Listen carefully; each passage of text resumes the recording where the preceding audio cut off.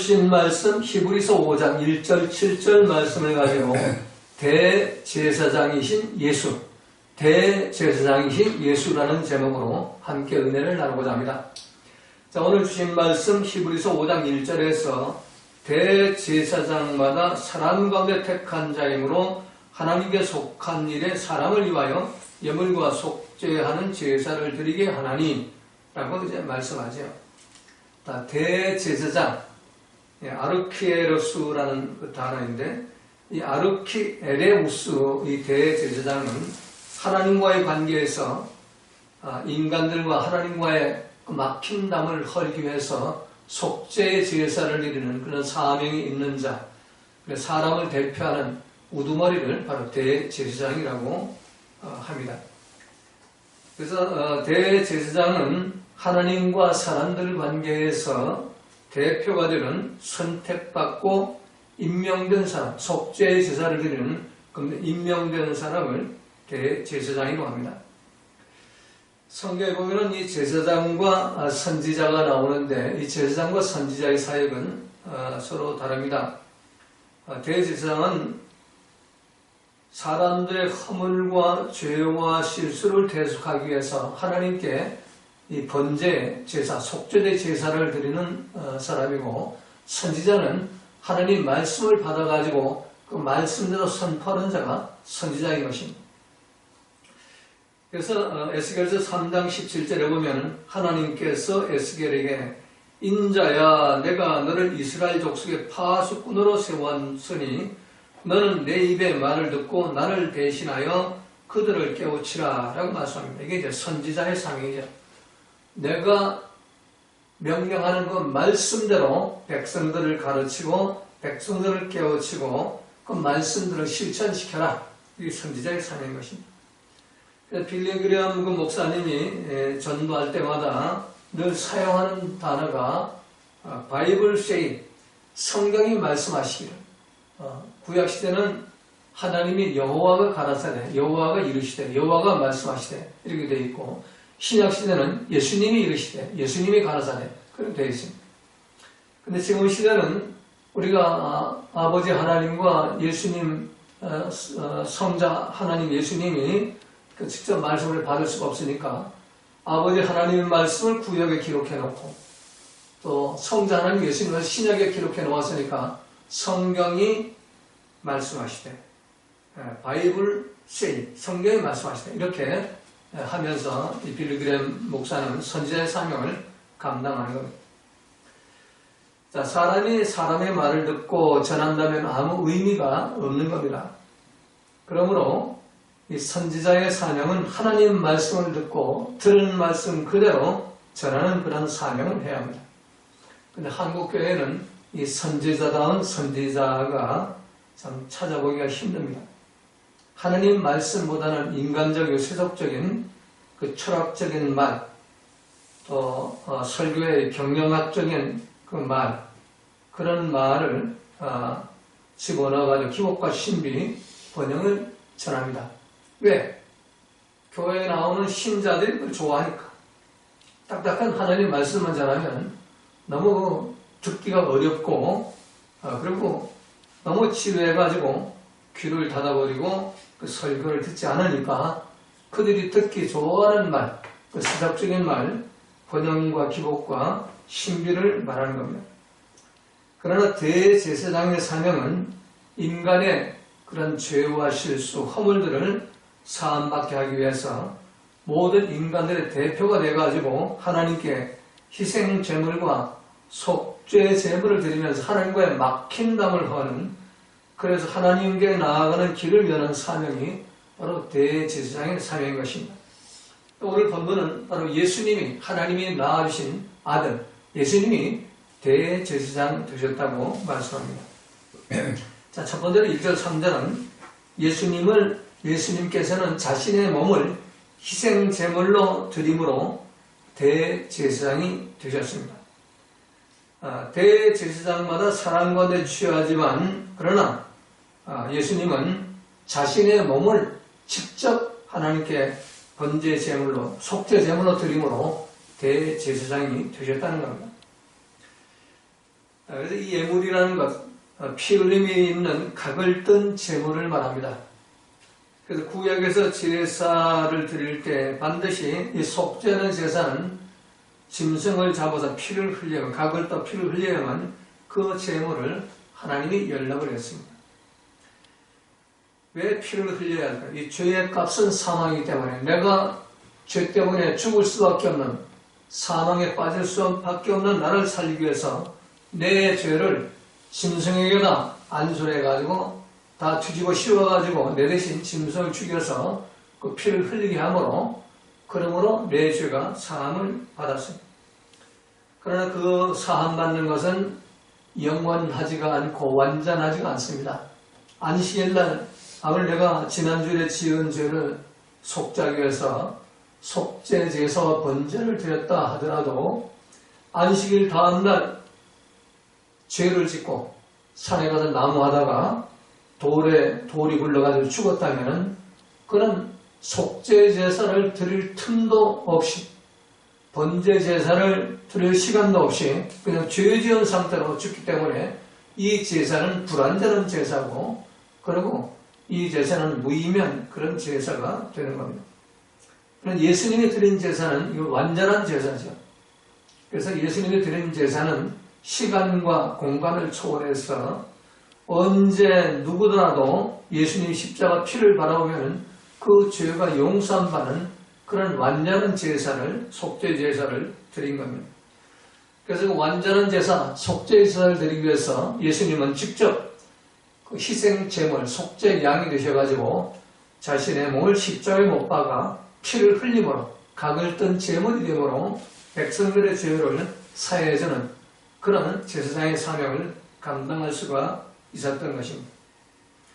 세례 요한은 예수님을 소개할 때 보라, 세상 죄를 지고 가는 하나님의 어린 양이로다, 이렇게 말하죠. 세상 죄, 이 세상에 있는 모든 사람들의 죄를 대속하기 위해 하나님이 선택한 속죄 제물의 양이라는 겁니다. 겟세마네 동산에 예수님은 이 속죄 제물의 양이 되는 그 마지막 그 길을 걸으면서 하나님께 마지막 간구를 하지요. 눈물과 통곡으로 아버지, 할 수만 있으면 이 잔을 내게서 옮겨 주옵소서. 그러나 내 뜻대로 마옵시고 아버지 뜻대로 하옵소서. 이 기도를 참 눈물이 땀이 되도록, 핏방울이 되도록 그렇게 기도를 했다고 그러죠. 3번씩이나 반복해서. 그런데 아버지가 침묵하고 응답을 안 하시니까 아버지가 그냥 이대로 나를 십자가에 못 박아 죽으라는가 보다.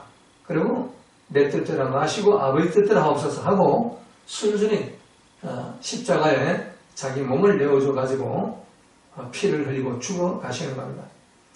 그래서 하나님의 아들이신 예수님이 자기 몸을 직접 희생제물로, 속죄제물로 십자가에 내어줌으로 산 제물이 되어가지고 그 피를 통해서 하나님과 막힌 놈을 거는 그런 길을 열어주신 것입니다. 그래서 우리는 누구나 예수님의 피를 힘입어 성소에 들어갈 담력을 얻고 또 예수님께 나아가는 그런 길이 열리게 된 겁니다. 자, 두 번째 4절에 보면은 예수님은 하나님의 부르심을 입은 제사장, 아론처럼 부르심을 입은 제사장이다, 이렇게 말씀합니다. 이 존귀는 아무나 스스로 취하지 못하고 오직 아론과 같이 하나님의 부르심을 입은 자라야 할 것이니라.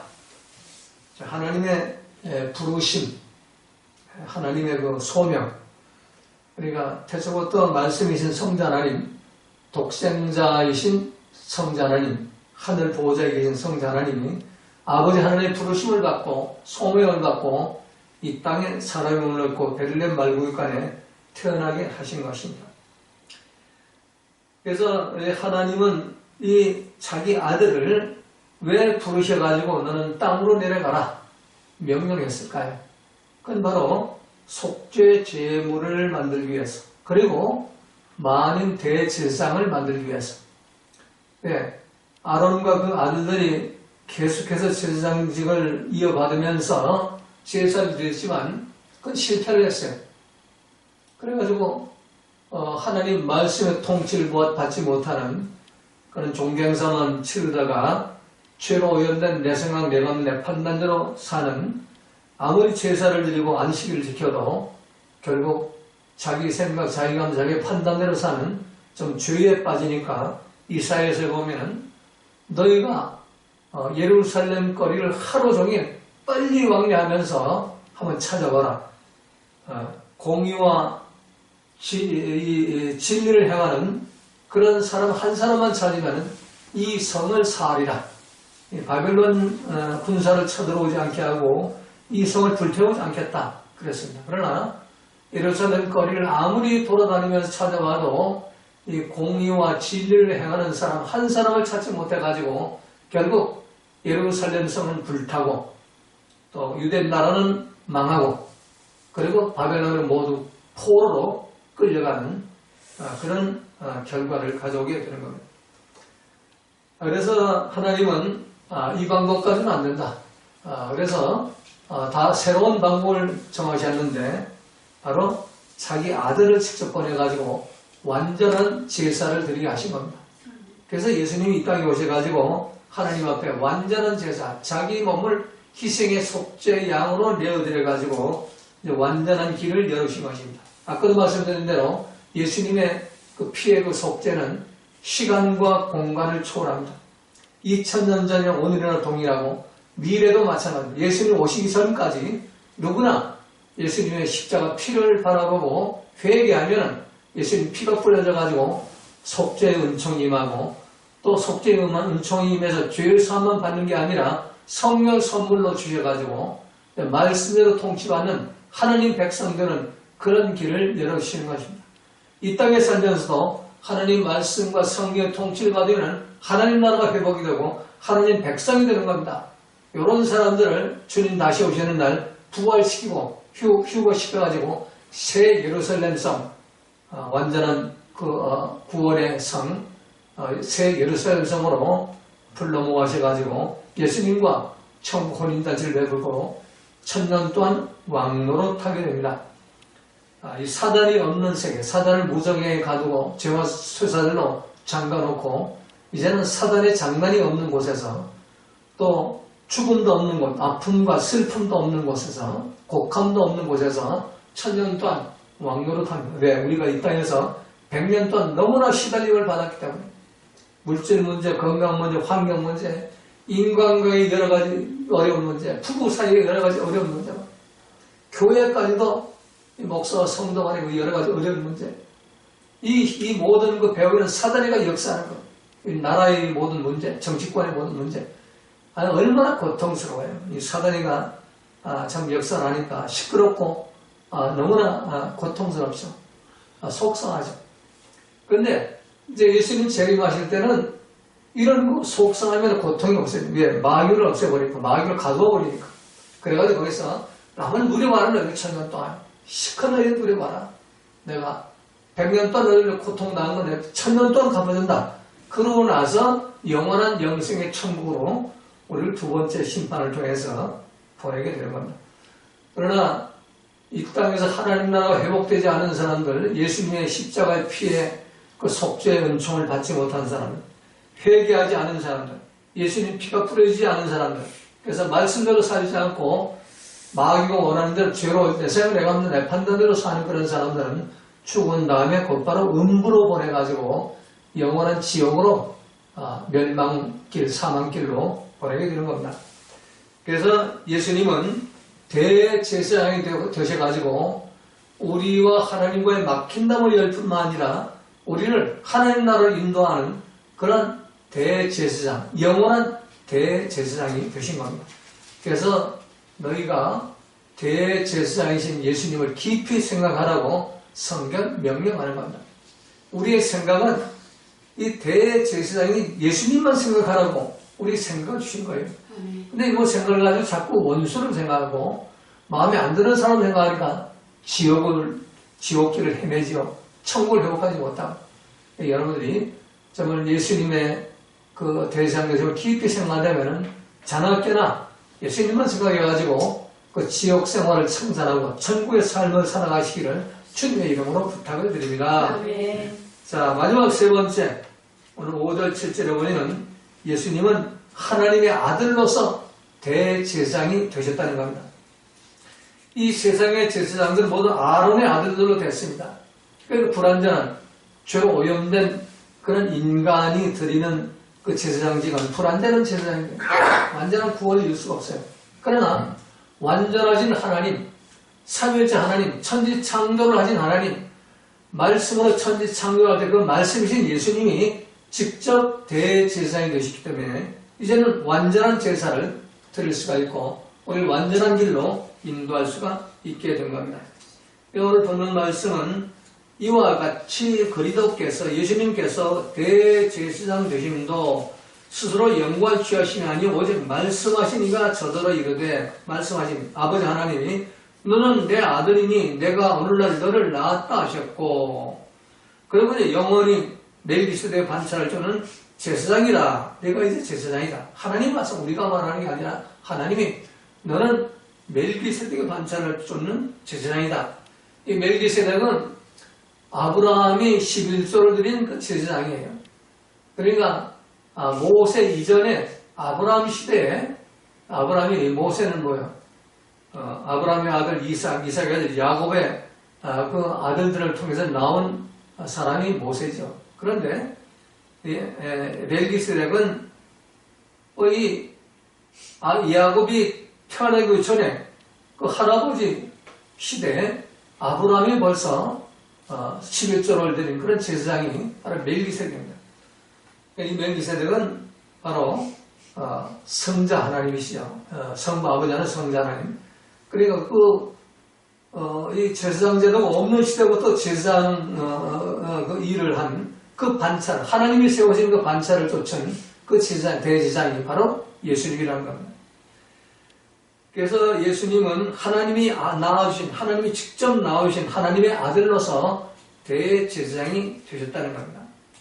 그래서 하나님의 아들이시기 때문에 완전한 제사를 드릴 수가 있고 완전한 구원과 완전한 축복과 완전한 영생을 주실 수 있는 그런 대제사장이 되신 겁니다.